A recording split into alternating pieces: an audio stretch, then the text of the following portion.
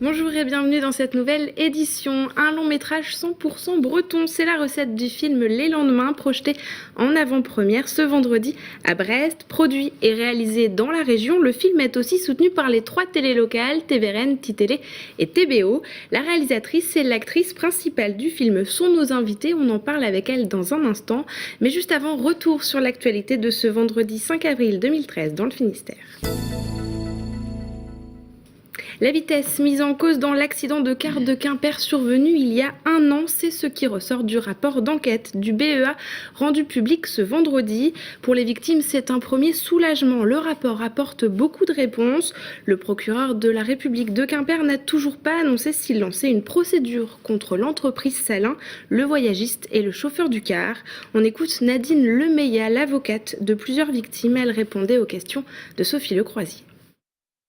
On a des réponses par rapport à la formation du chauffeur et là c'est accablant parce que ce monsieur n'avait pas suivi de formation continue depuis 2008 et il déclare lui-même, et c'est les enquêteurs qui le mettent dans le rapport, qu'il s'est adapté seul au contrôle de la conduite avec un régulateur de vitesse. Nous avions une grande interrogation puisque l'un de mes clients a eu ses 2 jambes amputées, le siège évidemment avait tourné sur lui-même, il s'était désarrimé et manifestement cela provient d'un positionnement incorrect du siège dans les rails, ce qui démontrerait à l'évidence que lors de la vérification de l'autocar, en tout cas, la position des sièges n'a pas été vérifiée. Mes victimes ne veulent absolument pas que le chauffeur soit le seul bouc émissaire.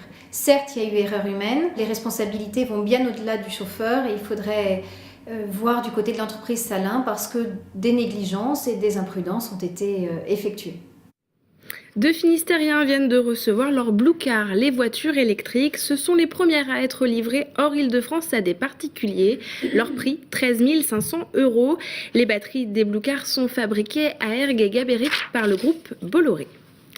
Dernier jour de notre série sur le développement durable, direction Plomelin. Depuis 2011, la ville a mis en place son propre agenda 21 et pas moins de 53 objectifs sont prévus dans tous les secteurs. Maxime Hillier est allé voir comment la ville cherche à devenir un modèle en matière d'écologie. À Plomelin, le maire et ses conseillers discutent devant un tout nouveau bâtiment. Ouvert depuis seulement 2 semaines, ce centre d'accueil pour enfants est une des structures mises en place par la mairie pour favoriser le développement durable. Nous proposons aux parents des nouveau-nés d'utiliser les couches lavables dans la structure. On a la chance, qui n'est pas toujours le cas dans les structures petite enfance, d'avoir une cuisinière. Et donc nous essayons effectivement de tendre vers le bio dans les repas qui sont proposés aux enfants. Des peluches créées par une entreprise locale, plus de fenêtres pour favoriser la lumière naturelle. Tout dans ce projet a été pensé écologiquement. Là, on souhaiterait que pour la fin de l'année 2013, Plomelin soit identifié avec Caliville, un label, pour dire voilà, il y a une qualité du service public qui est offert, service d'accueil, service périscolaire, service enfance et bientôt aussi service au niveau de la petite enfance. Et ça rentre également dans le cadre du développement durable et c'est une action qu'on avait inscrite dans le cadre de notre agenda 21. Un agenda qui s'avère plutôt chargé. En effet, un nouveau bâtiment écologique destiné à regrouper les professions médicales est en construction. Les habitants peuvent aussi accéder au centre-ville à travers bois. La ville a mis en place des chemins piétons. Et puis, nouveauté, un lampadaire relié à des panneaux solaires vient d'être installé. C'est l'une des multiples initiatives engagées par la commune pour améliorer le bien-être au quotidien. Le Festival du Bout du Monde a dévoilé sa programmation ce vendredi. Parmi les artistes présents, Joe Cooker, Jacques Higelin ou Manu Dibango. Une trentaine de groupes seront en presqu'île de Crozon dès le 2 août pour cette 14e édition. Julie Postolek nous en dit plus. Pour réussir un festival du bout du monde pour 60 000 personnes, faites revenir le même jour des pointures du reggae comme Israel Vibration ou les mythiques Kool and the Gang.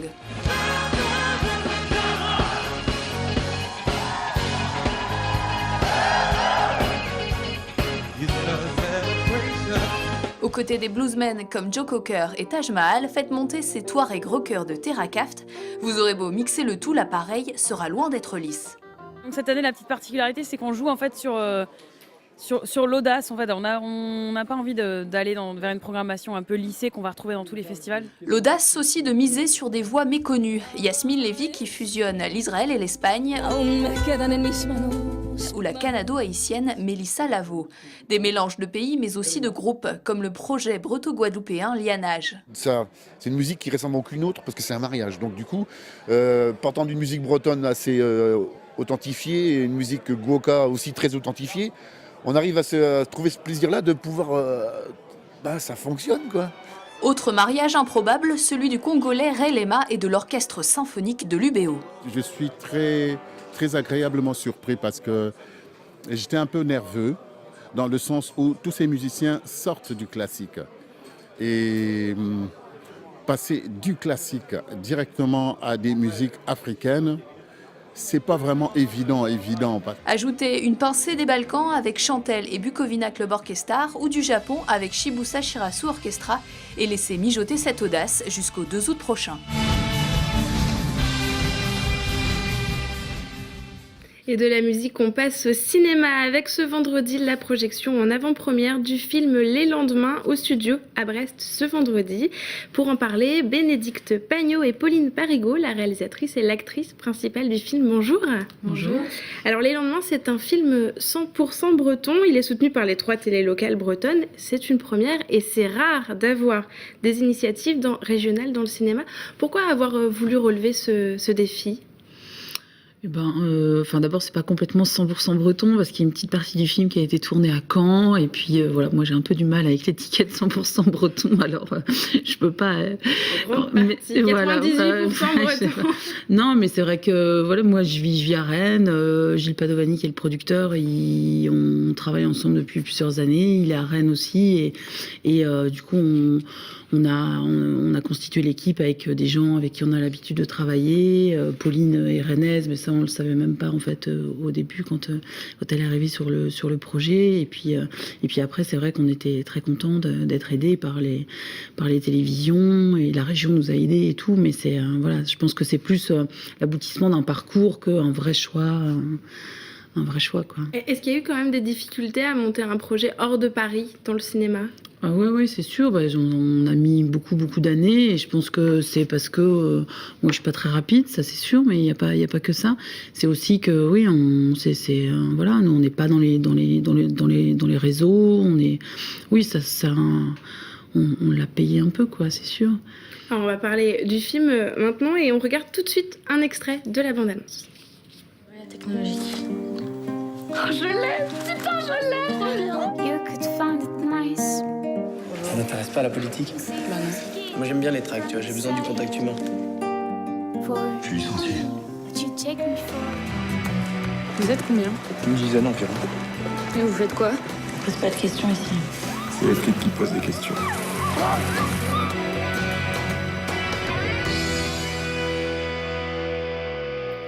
Pauline, vous êtes l'actrice principale du film, vous êtes le personnage principal même. Est-ce que vous pouvez nous dire un petit peu, nous expliquer le parcours de cette jeune fille dans le film ? Alors, elle vit dans une petite campagne. On connaît pas vraiment la ville où elle est, mais donc elle a sa meilleure copine qu'elle a pas quittée, je pense, depuis très très longtemps, et elle passe leur bac, et du coup voilà, c'est le moment où peut-être elle va quitter le cocon familial. Et finalement, elle était censée faire ça avec sa meilleure copine, mais celle-ci ne l'a pas. Donc elle se retrouve à partir toute seule dans une grande ville, et c'est là où elle rencontre des gens. Je sais pas si on peut appeler ça un basculement, mais elle rencontre des gens différents, notamment du coup les gens des squatteurs. Et voilà. Qu'est-ce qui était intéressant dans ce personnage ? C'est qu'il y a 2 parties dans le film. Il y a la partie où c'est l'innocence, la découverte, et puis oui, il y a un moment, il y a une prise de conscience, et elle grandit vraiment, elle passe dans le monde des adultes. Moi ce que j'ai bien aimé, c'est l'évolution. Puis en plus on a travaillé, Bénédicte a fait en sorte que le tournage était tourné chronologiquement, donc moi j'ai pu vraiment faire évoluer le personnage en même temps que moi. Le film d'ailleurs a déjà été récompensé au festival Premier Plan d'Angers. Il a reçu le prix du public. C'est un bon début avant sa sortie en salle le 17 avril. Bah oui, c'était vraiment une bonne nouvelle. Ouais. Après, je sais pas, voilà, il sort le 17 avril, on sait pas encore dans combien de salles. Voilà, tout ça, ça va être là. Il paraît qu'il va faire très beau, donc s'il fait très beau, c'est pas bien parce que les gens ils vont pas au cinéma, mais bon. Faut qu'il neige. Voilà, c'est ça. Il faut qu'il neige le 17 avril. Mais en tout cas, dans ce prix du public, ça faisait vraiment du bien, quoi. Après toutes ces années de labeur. Mais merci à vous d'être venu nous voir. On rappelle donc que le film Les Lendemains sort en salle le 17 avril. Une avant-première brestoise est prévue ce vendredi à 20h au cinéma Les Studios. Bonne soirée sur TBO et bon week-end.